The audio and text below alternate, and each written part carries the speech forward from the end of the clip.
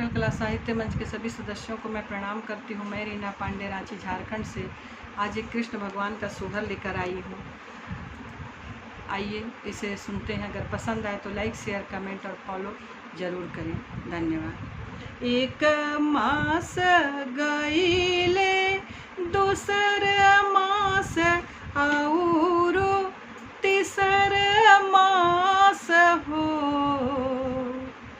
बहिनी चौथा महीना जब लागेला गर्भ जनाइल हो।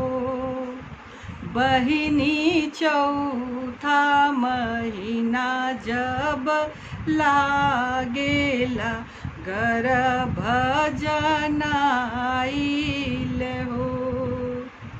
पाँचवा महीना जब लागेला छठनिया राइल हो।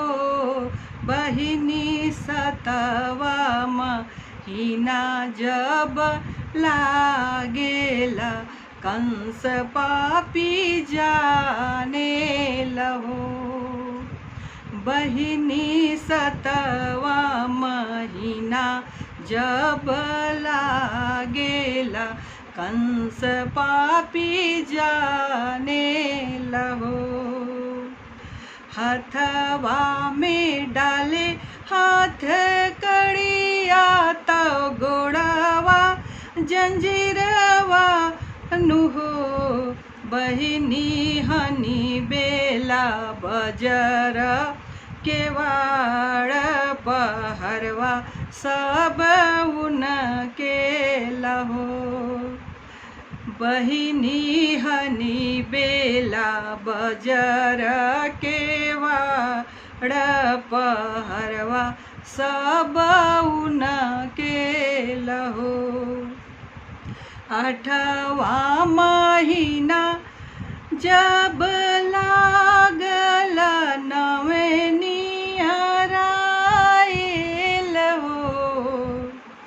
बहिनी नौवे महीना जब बीतेल कान्हा जन्म लियले हो।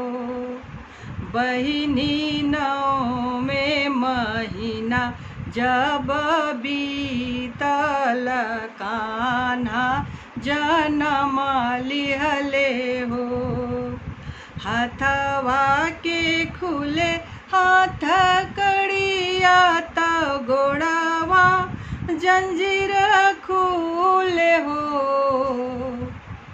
बहिनी खुली गईली बजर केवाड़ पहरवा सब सुती गईले हो। बहिनी खुली गईली बजर केवाड़ पहरवा सब सुती गईले हो। भादो के रतिया भयावन कैसे पार उतारब हो। अहे चरण लिहले लटकाई, चरण छुई थीर भैली हो। अहे चरण लिहले लटकाई, चरण छुई थीर भैली हो।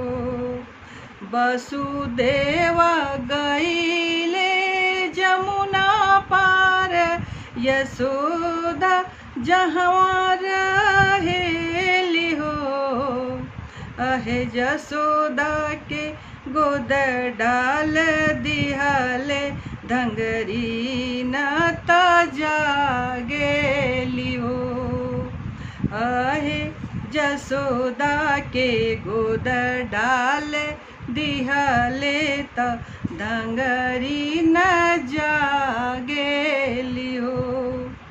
अतना बचन देव की सुनेली तो कंस से अर्ज कर हो।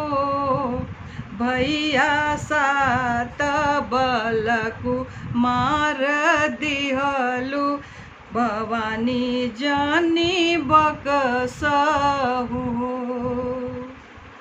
भैया सात बलकु मार दिहलु भवानी जानी बकसहु।